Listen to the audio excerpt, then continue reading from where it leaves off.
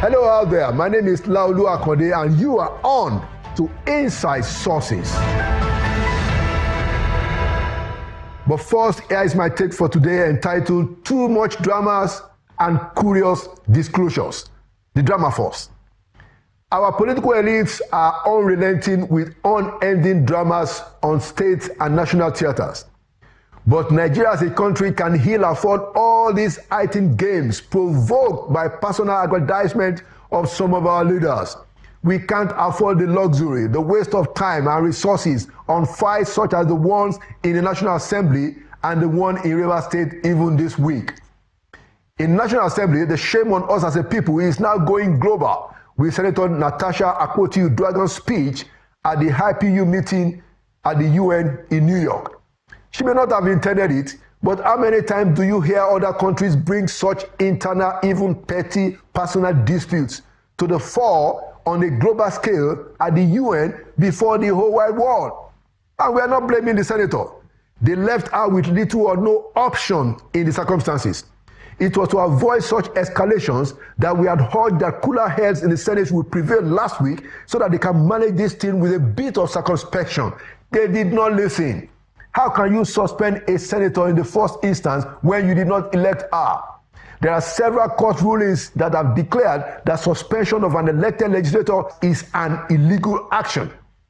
The Akpabio leadership knew this and still went ahead to pronounce Natasha's suspension. That is impunity and chicanery.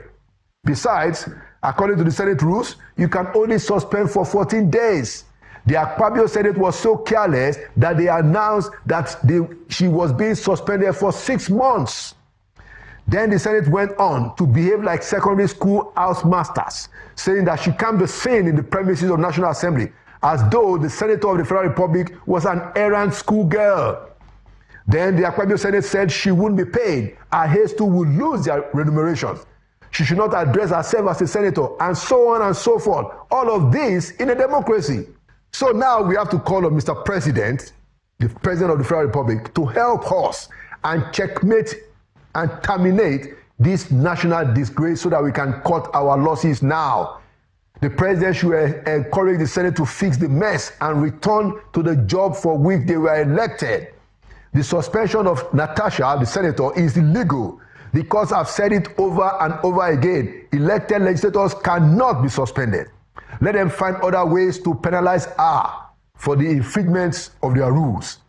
Then let there be a serious, fair, and transparent review of the allegations of sexual harassment against Senator Akpabio. Thankfully, there are still few men of integrity in the Senate, such as Senator Ade Fadamsi from Osun East, who spoke inspiring words to Senator Akpabio on Thursday. Hear what he said on the drama, and now I quote him. It seems we don't know where we are and who we are. And for the past 2 weeks, our integrity has gone down just because of the trivial matter of allocating seats. My own is, how do we bring the integrity back? Once the damage is done, to bring it back is a long story.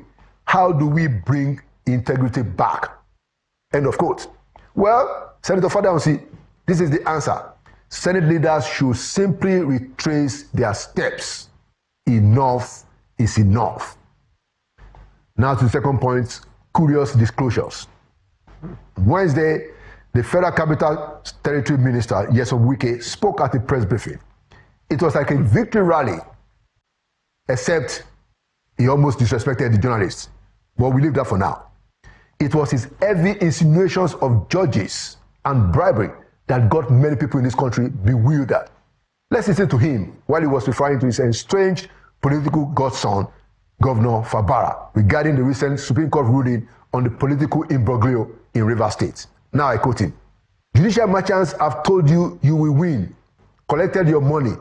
That is why I pity judges. Sometimes I pity them.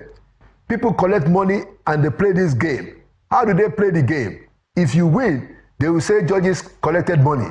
Meanwhile, no cover was given. I pity them. Now, if you don't win, they go back to say, it will be difficult for us to go and collect the money back. Let people know that we paid bribe, unquote.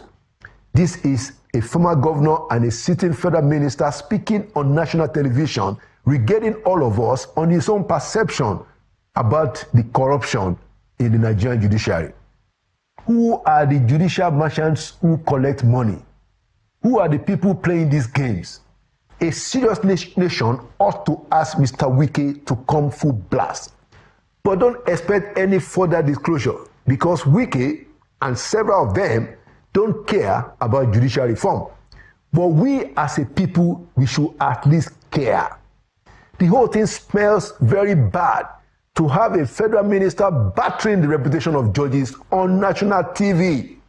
As a people, when we hear some of these things, we must cringe. Who will deliver us? Oh Lord, have mercy. And there you have it. Inside Sources will be right back. Welcome back to Inside Sources. Today I'm opening the show with the very mind-boggling case of Mr. Sunday Jackson, a farmer in Kodomti, Nima local government, about 22-year-old in 2015 when this happened, who was in his farm when Hado Bubawo came in to eventually cause an attack using his knife during the wrestling, hit Mr. Sunday Jackson twice on the back and in the leg, whereupon there was wrestling and Jackson was able to retrieve the knife and then stabbed Mr. Hado, whereupon he died. And the matter has gone from the High Court to the Appeal Court, all the way to the Supreme Court last Friday, where it was decided that indeed Mr. Sunday Jackson is guilty of murder. Now, that is a very mind-boggling situation where you have somebody who was in his farm, who was attacked by with a knife of Mr. Hado, and then he is still guilty of murder. It doesn't seem to be something that we can explain without a lawyer. So to join me to try to, unravel this is the lawyer of Mr. Jackson, who took up the case from the appeal to the Supreme Court, Mr. Sonny Akoni. Mr. Sonny Akoni, learned counsel, welcome to Inside Sources. Thank you, Laulu. Can you just tell us in a jiffy what this case is about? Well, very simple. Sunday Jackson was on his farm on that fateful day, and he saw a Fulani man ran to him, and he simply asked, "Did you see some people who passed there a while ago?" And by the way, this was in Numa local government. Yes. He said, "No, I didn't see anything." And the next thing was the man pushed his heads of cattle into his farm, and of course, anybody will react. So he reacted. I said, "Why did you do this?" And before you know it, the fight ensued. And the next thing was he brought out his knife and they kept on struggling. Now, Sunday Jackson was stabbed at the back, on his head, at the back. And when he tried to defend it, the second stabbing, he was stabbed on the leg. And at that point, real fight began for their lives. According to his evidence, Sunday Jackson collected the knife and stabbed him thrice. And he was in the pool of his own blood, and he died. Now, the High Court of Yola convicted him. Okay, so of murder. So this started in January 2015. 2015. Now, we came in to the matter at the Court of Appeal. Which was when? Which was, he was convicted in 2020 thereabout. Okay. We came in and filed an appeal for him because when I saw the judgment, I read it and I said, from a few Supreme Court decisions that I have read, I know that this is an issue of self-defense. And when you look at the Constitution of Nigeria, Section 33, subsection 2, it said if anybody dies in cause of protecting, his rights or life, of course you are absolved. Because it's considered because it's called self-defense. And the Court of Appeal, in their wisdom, did not agree with my submission. So I appealed to the Supreme Court. And this was a panel of 3 judges. A panel of 3 judges. I appealed to Supreme Court in 2022. And the case was heard in December. We argued the appeal in December. 2022. 2024. Oh, 2024. And judgment was reserved to the 7th of March, 2025. Now we have had the judgment. The interesting thing about it is, I've not seen the judgment. But what I can say, not seen the details. I've not seen the details. But you know the outcome. I know the outcome. What I can say, which is to affirm the appeal. The appeal ruling was affirmed. The death sentence on him was affirmed by a majority decision. Now, the majority decision of the Supreme Court is 3. Because it was a panel of 5. It is a panel of 5. I know when the court said by majority decision. Right. It simply means it was not a unanimous decision. It simply means 1 or 2 of the justices of the Supreme Court dissented, didn't agree with the lead judgment. But of course, you know that the judgment of the Supreme Court is the lead judgment. It's the judgment of the majority. Right. Now, looking back at the case and looking back into the Nigerian jurisprudence on criminal law when it comes to self-defense, the first case that crossed my mind that I read very well was the case of Okombasi against the Queen in 1963. A fight ensued between Okon and, his supposed father-in-law. Okay. Nkoyo was the daughter of the father-in-law. Nkoyo married Okombasi and then went to the Cameroons for some times and came back. Nkoyo had a child for, Okombasi. By the time Okon went back the second time, his wife had been given to another man who equally has a child for that other man. So by the time Okombasi came, his house that were built together, the other house was built together with his father-in-law, but he owns the land. So they were staying there. So the daughter who's in Koyo, yes, was living in the house where he also contributed to pay with the new husband. So that problem came. So, and what Okombasi did was, he went to the elders and explained himself. And the elders told the 2 of them, pay a shilling each, and then come back for the judgment. By the time they got to the house, big fight ensued. Between Okombasi, the father-in-law, and his supposed wife. Nkoyo. So Okombasi killed Nkoyo, stabbed him there with a knife. And she died almost immediately. And the matter went to court. The Calabar High Court convicted Okombasi of murder. But interestingly, the Supreme Court discharged Okombasi because from the evidence you will see a bit of self-defense. Now come to the most interesting one that was decided in 1985 by our Supreme Court. Between 3 young men, Laoye against the states. The 3 of them were students of the University of Ile-Ife. And that evening, they went to see their friend, Alaba, to collect a book. But they didn't see Alaba. And so the 3 of them came back to the campus. One of the friends was ahead of them. The 2 of them now had a quarrel over a girlfriend. Okay. And because the 2 of them had knives with them, fight ensued. Before you know it, one stabbed the other person retaliated and stabbed them hard. and he died. So, and Laoye was the one that survived. So Laoye was the one that survived. Laoye Albert was the one that survived. And so the state took him to court. They took him to court. The High Court in Ile-Ife convicted him,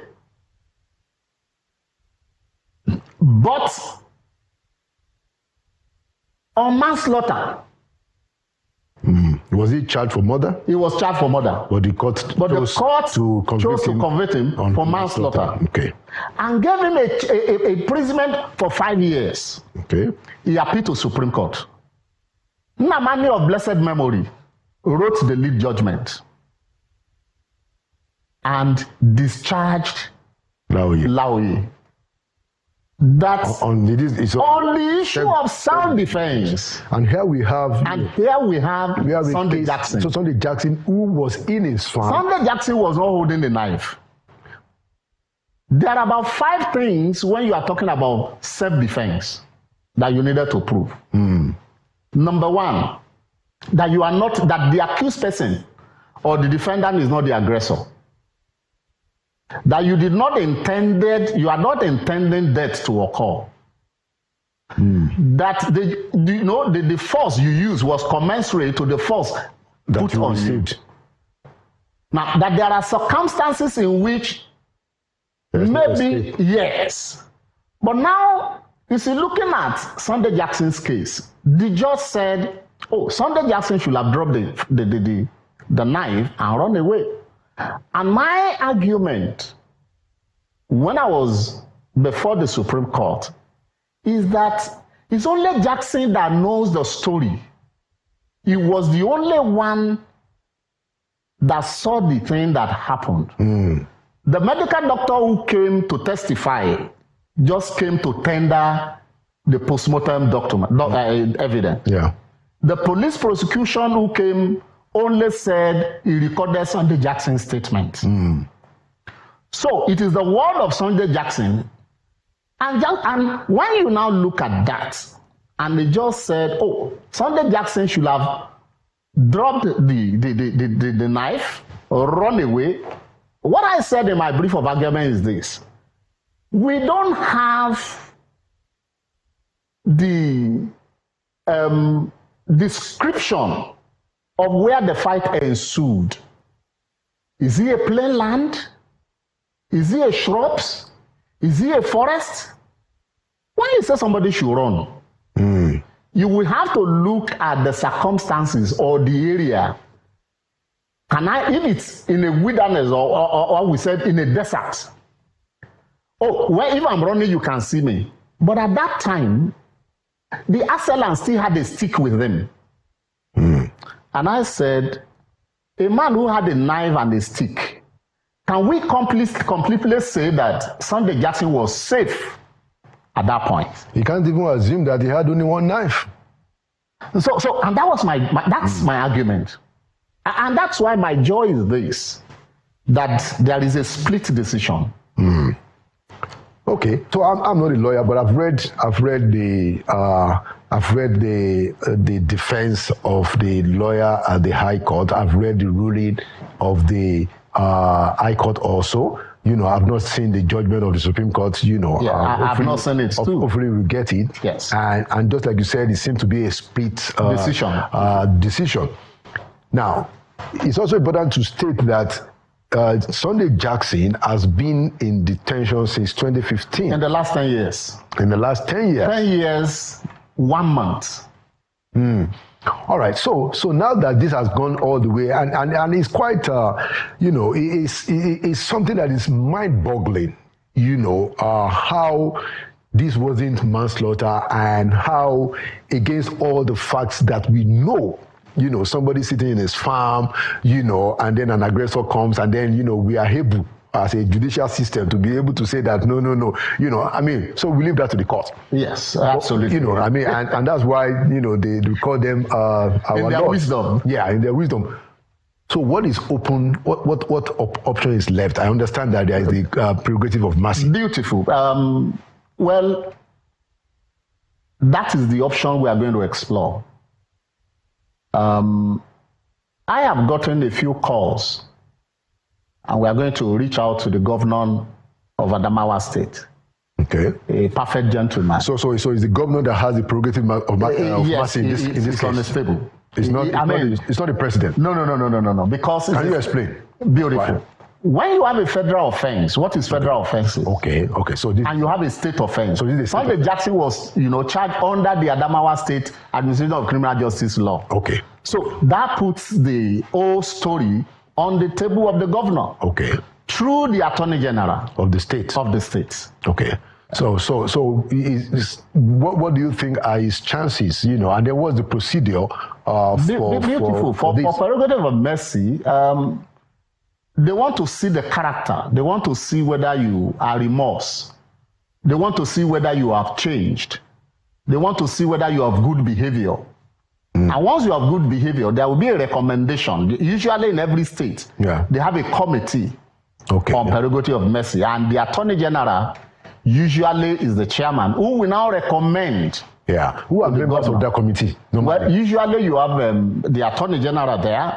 Sometimes you have civil society. Okay. Sometimes you have the members of the correctional center. Okay. You have the police. Okay. Because a lot of things will have to be looked into. I see. And before you know it, once they assess those kind of a thing, right? Pardon is it's easier. It's easier. Well, I mean, we're just going to hope that Governor Fintiri, is able to come to a favorable conclusion of this matter. But so what are the options so the option includes he can reduce, tell me what are the options that if he wants to exercise the prerogative mercy? Well, it all depends. Sometimes we've seen people who are in prison sentenced to death. Right. Whom will be committed. They are haven't spent so much time in the prison. Right. They tell you can go home and sin no more. Okay. Sometimes we've seen state governors pay the fine for person in the prison and then allow you to go. Equally, you can say, he was given 20 years sentence. Okay, you can serve 10 years and go home. And so, in this instance, it's death sentence. Yeah. And we are saying, well, he has spent 10 years in the prison already. As a young boy. How old was he? By now, he should be in his 30s. Oh, wow. So this happened when he was in his 20s? In fact, he was 22. Wow. And is he married? He had 2 kids, a boy and a girl. His wife has been married out. In the course of this? Oh, yes, in 10 years. Is he a Christian or a Muslim? He's a Christian. Sunday Jackson is a Christian. Yeah. So these are the issues. And that's why, for some of us, in the human rights world, when a man is in prison, he's not the only one in prison. There are several other persons who are in prison with him. True. For example, for 10 years that, in fact, it was when Sunday Jackson was in the prison that his second child was born. So he has never seen that child. Not even with a visit. No, so how can he when he's awaiting trial? So Sunday Jackson had a child that he doesn't know. The child who doesn't know his father. Now, these are the issues when a man is in prison. He's not the only man that is in prison. Right. A lot of people are in prison with him. His 2 children who are in prison with him. Yeah. And unless succor comes to them. Yeah.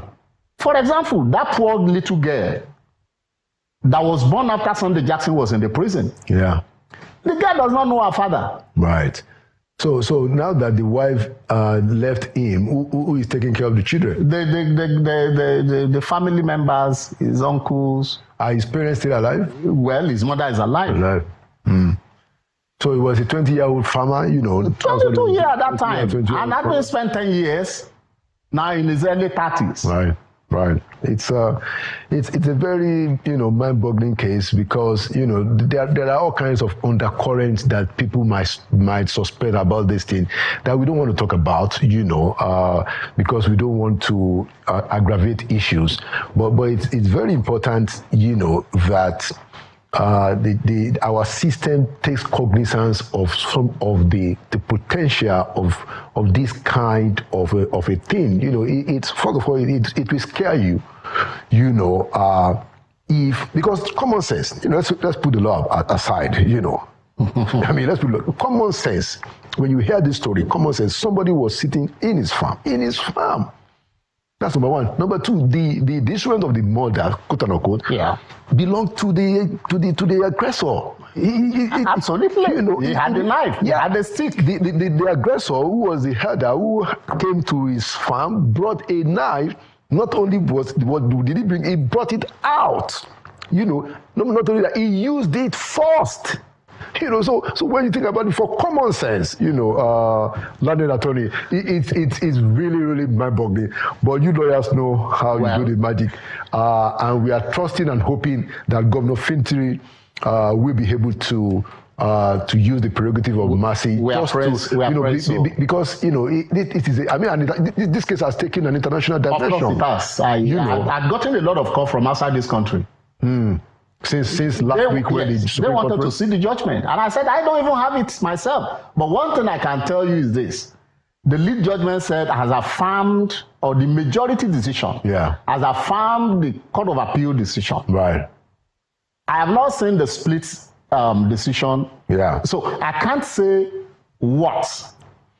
But when I was in court, I knew the appeal was dismissed.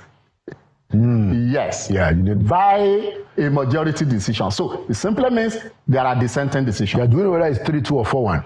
I don't know for now, but I know there is a dissenting decision. All right.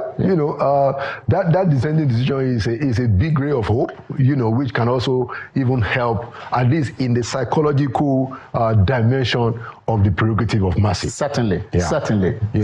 Thank you so much, Mr. Sonny Akoni, for coming to Inside Sources. Thank you. And thank you for the work, because I can imagine how it can be very emotionally draining also. Yes, it does. To have been involved in this kind of very, and like I said, I've read the rulings of the High Court, and, I can assure you that I didn't sleep that night.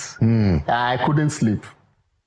Because when I look at what I have done, and I've looked at the Supreme Court decision in the past, when I looked at Okombasi against the Queens, I looked at the matter, I said, I'm home, I'm dry. But you see, in the court's wisdom, and the Supreme Court is final. It's final. But at least in this case, we have the prerogative of mercy. That is it. And hopefully, Governor Fintiri, the ball is in your court, and we are really, really hoping that you take a very good look and save our conscience as a people in this kind of matter. Thank you so much, Mr. Akoni. Thank you so much. For coming to Inside Sources. Thank you. All right. I'm grateful. Thank you so much. Thank you. And there you have it. Inside Sources will be right back. Welcome back to Inside Sources. To continue our conversation about our country and its future, I have with me today an elder statesman and a virologist that is globally acclaimed, somebody that needs little or no introduction. I'd like to welcome back to Inside Sources, Professor Oyewale Tomori. It's my pleasure to be here. It's good to see you in Abuja again. I'm excited myself. I guess we should start, from the impact that we have seen of what President Trump is doing, especially the gutting of the USAID and how it has affected some of our own arrangements in Nigeria. What's your take, Prof? I think, first of all, it shouldn't be a surprise to us. When it came the first time, he did it. He withdrew from WHO and did other things. So on his coming back, I think we'll be stupid to assume that he won't follow that kind of thing. So it wasn't something new. It was something we should have expected and something we should have prepared for. That we didn't. I'm really surprised. Oh, wow. But again, my country has a few areas. The Ministry of Health suddenly came up with $200 million, to match the shortfall of that thing.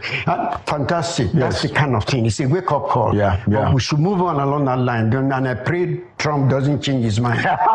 So that, we can move on along the line. And the question that people will ask myself is, where was that money before? The 200 million. And if Trump didn't do what are we going to do with the 200 million? We should be asking those kind of questions ourselves. If that money was there somewhere before, it means we change our priority. It was the wrong priority we were spending that money on in the first place. That Trump came and rated our priority, I think it's a good thing.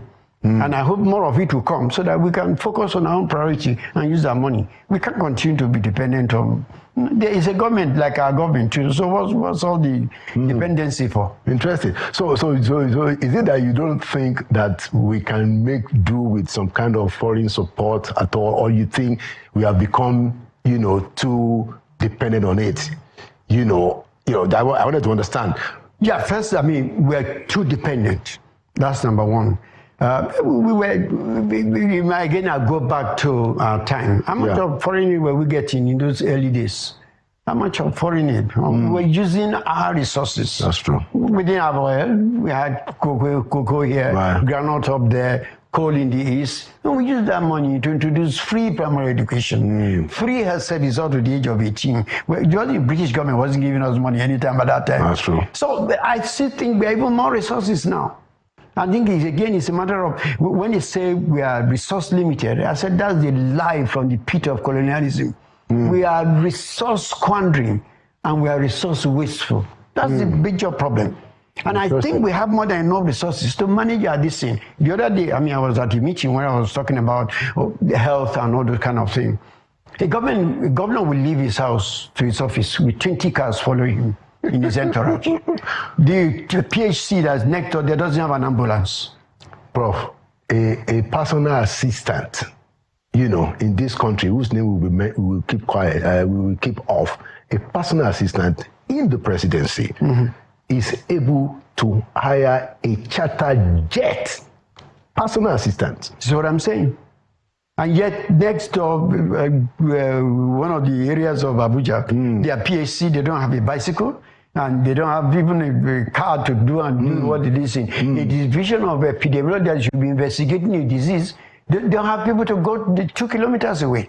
And yet, within the office of my governor and his house, 20 cars are following him. What are we doing with that? And you say we are resource limited. So clearly, I agree with you. When you look at some of the excesses and the very baseless ostentation, immoral, that we have seen. At times you are wondering, is it government money? Is it not government money? Well, it has to be public money in one way or the other. It's just ridiculous. It's ridiculous, which goes to your point that we certainly have the money. Where did the 200 million come from? Although we must be thankful that you have somebody like Pate, who can quickly say that, look, we got to get the money, and we have to give the president the credit also that okay, yes, we're going to do it. At least, like you said, I agree with you. We must point out where they didn't go. Oh yeah, and let them know. And the excesses area, let them also point it out so that we can do better. Yeah, and that's the whole can do better. So they've done well in quite a lot of places, but I think there's still some wastages going on that we need to look seriously into. There is. That's the situation. Without a doubt. But then, what about some of the NGOs, civil society, organizations that have been really affected by some of this? People have lost their jobs. In some of the well-known big NGOs or CSOs. What do you think about them? Or how are we supposed to think about them? Let's just have Well, first of all, I have my own ideas about NGOs.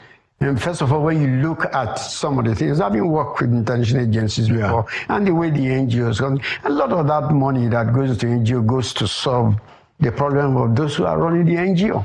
They're doing a few things here and there, but the kind of life they're living, the salaries they're getting, the resources they're having, goes personal sometimes rather than helping the community.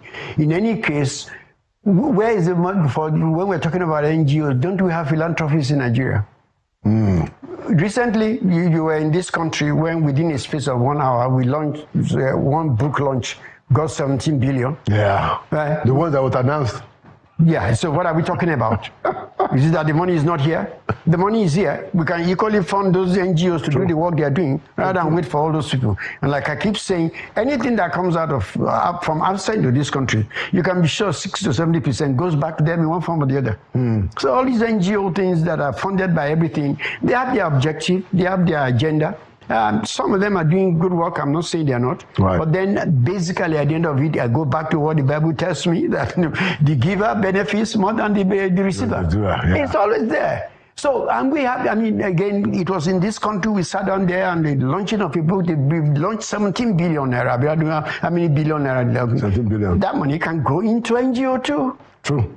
So what are we talking about? That's true. By the way, so what do you think about that, the book launch? You know, what's your take? How it went? What happened there? The book, you know. You see, I felt sorry for this country. I know I feel very sorry. Oh, the man came and told us what he knew. And we were clapping. Yeah. I don't know, we were clapping for him to finally come out and say what you already know. I think people are just being decent and being courteous and being charitable. That's the way to put it, I hope. And that is the problem. When you are charitable to corruption, it leads you to where we are.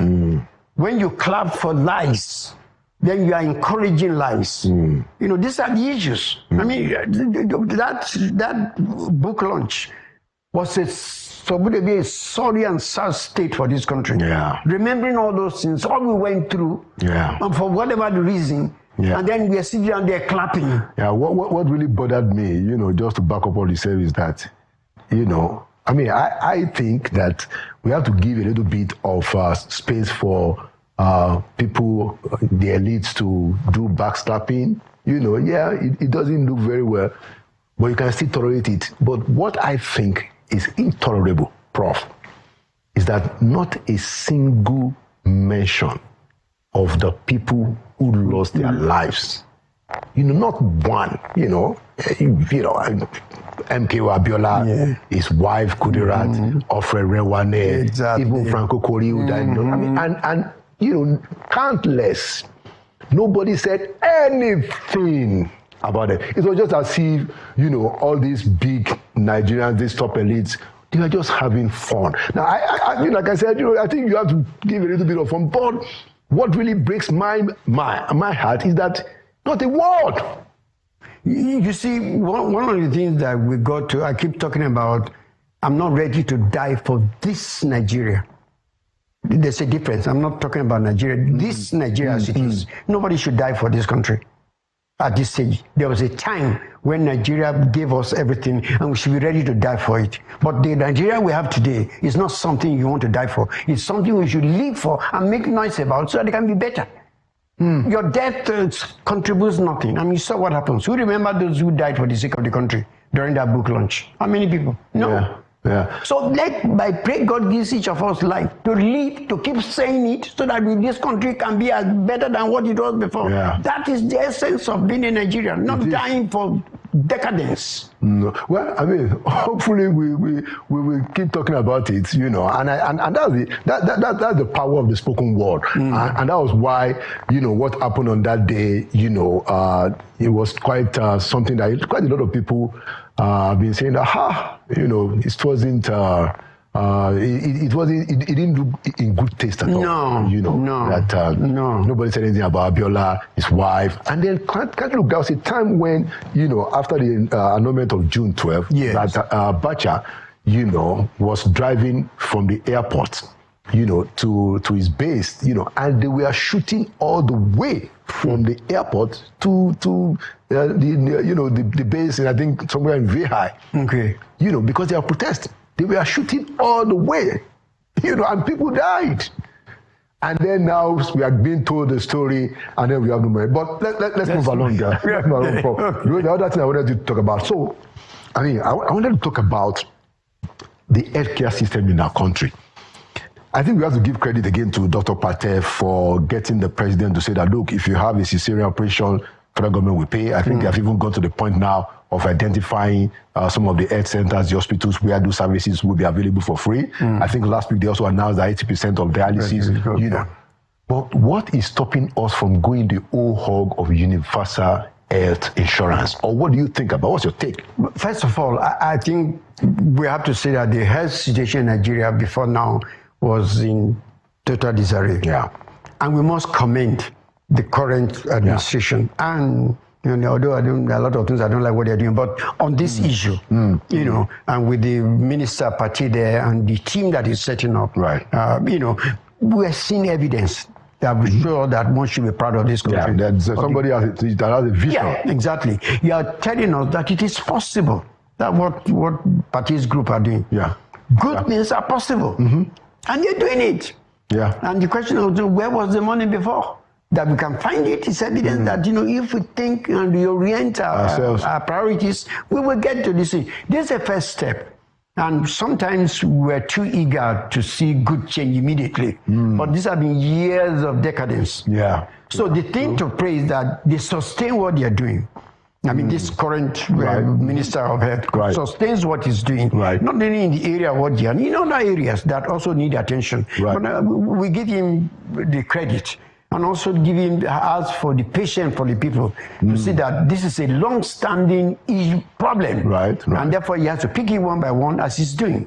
And I think this is a message. I mean, at the meeting yesterday when I mentioned it, I actually raised this issue that 2 weeks or less before Trump's this thing, our government came out and said, we have $200 million, to take care of this. I said, you are making me proud of being a country Nigerian. And that's the kind of thing. We need to encourage them to keep doing that. That money is somewhere there.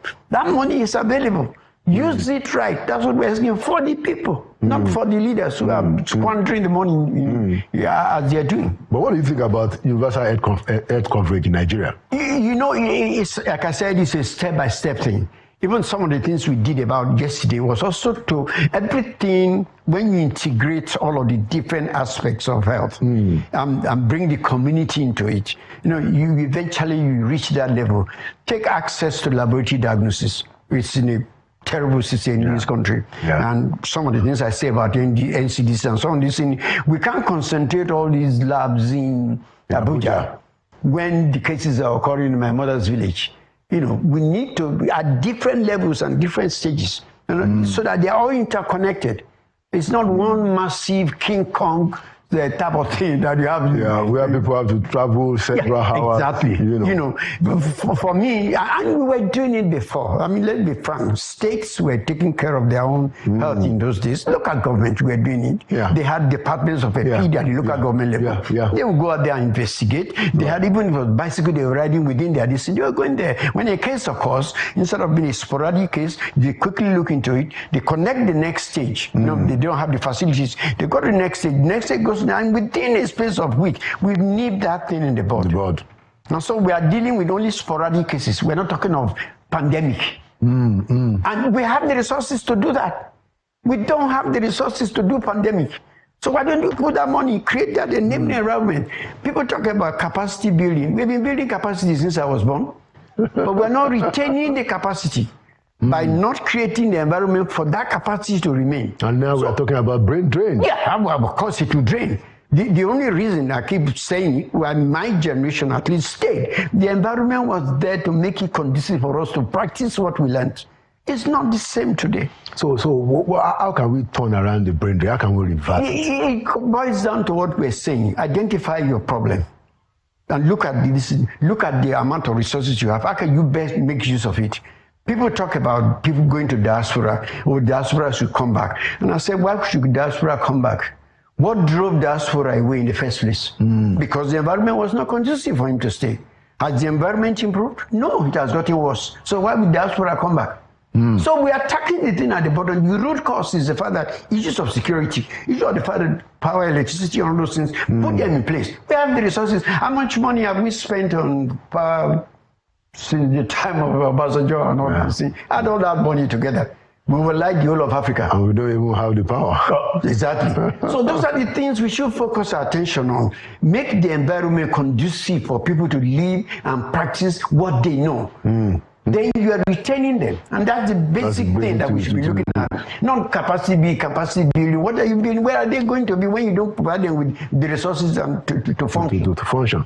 Interesting. So now that we have, the federal government trying to say that, okay, look, we pay for all the cesarean operation, we pay 80% of the dialysis treatment. What are the governors doing, Prof? what are the governors doing in the state? What is their own? Healthcare is a concurrent issue. There's nothing that stops. State governments are supposed to run what they call state hospitals. Yeah.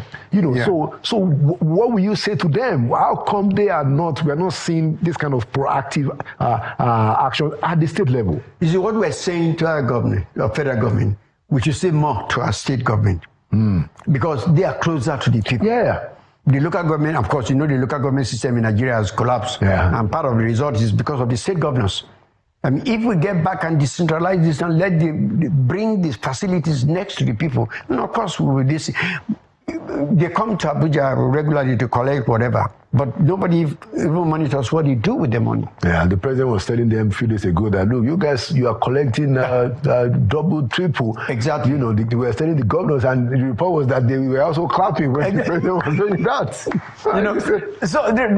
So we need to focus our attention. As we are putting pressure on federal government, we should put the same pressure on the state government. Get them to do the work they should do. Yeah. I've been to different states and I look around, nothing has changed. Well, we have flyovers and fly-unders and all that kind of thing, but it's money for contractors. How is that benefiting the young people? Yeah, how is that benefiting the people? Look at the problems of your people. Put your money there and solve those problems. And that's what the relevance we're talking about. State governments are not relevant to their people. No, these are the issues. And the word is relevance. If you don't, I don't know. We need to keep talking to them. Yeah, we have to. We need to keep talking to them. It's important, because the kind of resources that they also get, they also have the argument, they say, well, inflation has gone up and other kind of stuff. But, I don't think we have seen enough responsibility. Now, there are quite a few governors that are doing, excellent work. But for the most part, how many states is able to say that, okay, in my state, I'm going to provide this kind of health care, free. In my state, this is what I'm going to do for education. These are the things that matter most to the people. Education and healthcare, agriculture. Look at agriculture.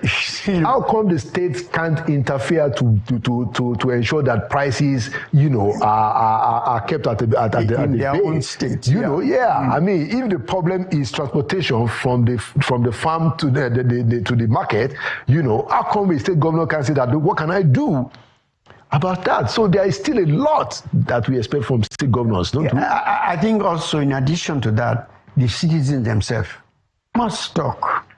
We're so docile in Nigeria. I'm sorry to use the word, but it's the truth. Like I said, you clap for the wrong people. You clap for the person who is lying to you, and they are doing all things. And any time they come with the entry, you follow them and start drumming and after them. That's not the thing. They were elected for a purpose. We should ask them and charge them for those purposes, what they're doing. But I think it's because poverty has been weaponized. Don't you think? I come from Malaysia, and I will tell you one thing: my attitude to life. I'm a poor man. You give me food, and I'm eating it with my left hand. You say, no, you can't use your left, you must use your right. I'll take your food. You have so much pride. Yeah, take your food.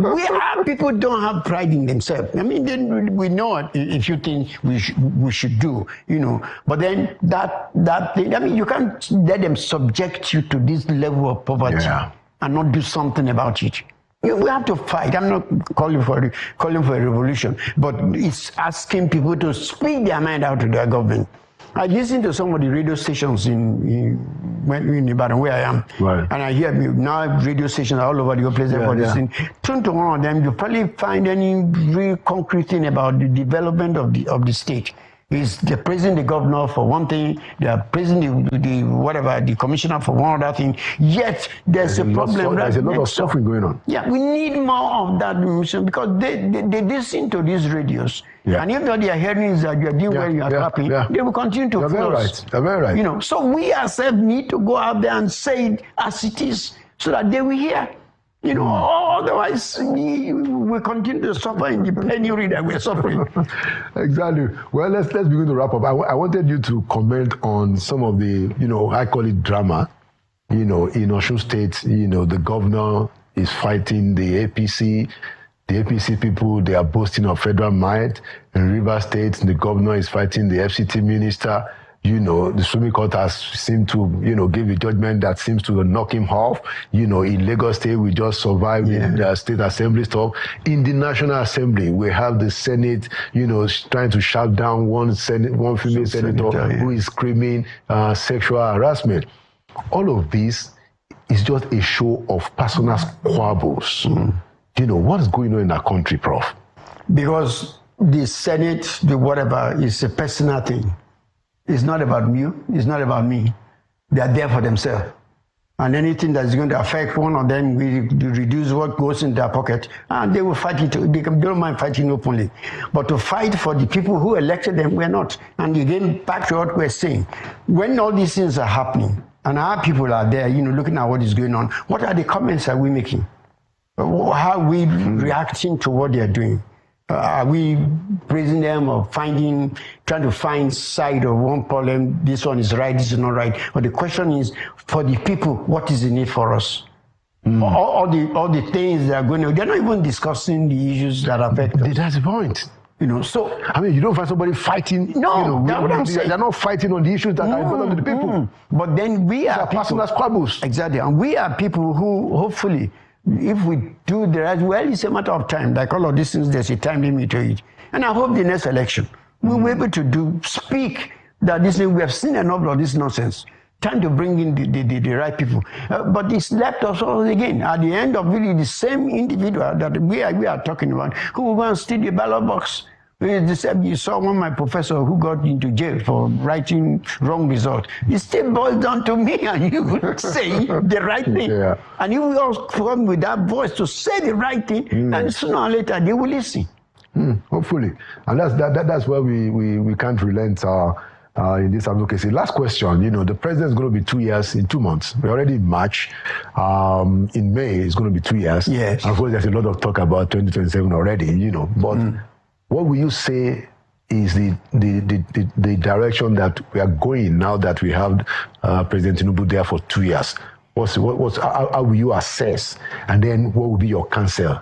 You see, for me, two things. I mean, I started by saying the damage has been done for a long time. So things will come into place, which initially will appear is worsening the situation. But at the long run, when you think far beyond, so we must begin thinking not of the immediate, where are we going? All these economic policies, where is it going to lead us to? Is it going to be better than what we have? If it is, then we need to be patient for it, right, and get to that thing, not turning around. Like we started, there are sports like measles sports of good things they are doing in the body of this thing. We must let those things continue to go on and improve upon them, rather than just this government is not this government is not that. And again, I keep saying it's easy to destroy. Yeah. But it takes a long time to rebuild. Certainly. I mean, it's difficult to tell Nigerians to say, be patient, be patient. We've been patient a longer time. But then I hope the government people are also listening that there's also a time limit to patience. True. You have to, people will begin to see the effect of what you're doing. True. And making a change in their life, for positive change in their life. When we get that, people, this government will get the support, or any government that does that right thing will get their support of the people. But if you tell me to be patient, I'm patient. And when you ask me to be patient, I have all black hair. Now I'm gray hair. You're still telling me to be patient. Then I will have to say, what else is there to wait for? So each side, there's need for patience, but also they need to accelerate certain things so that people can see the effect. Do you think, just on that point as we close, do you think that we are in that situation where the country was in 2013, 2014, where there was a rallying of opposition against the incumbent government? Because we see a lot of stuff. Because I know that you also follow political events very well. You even write about. You used to write, a column in the Guardian. I remember.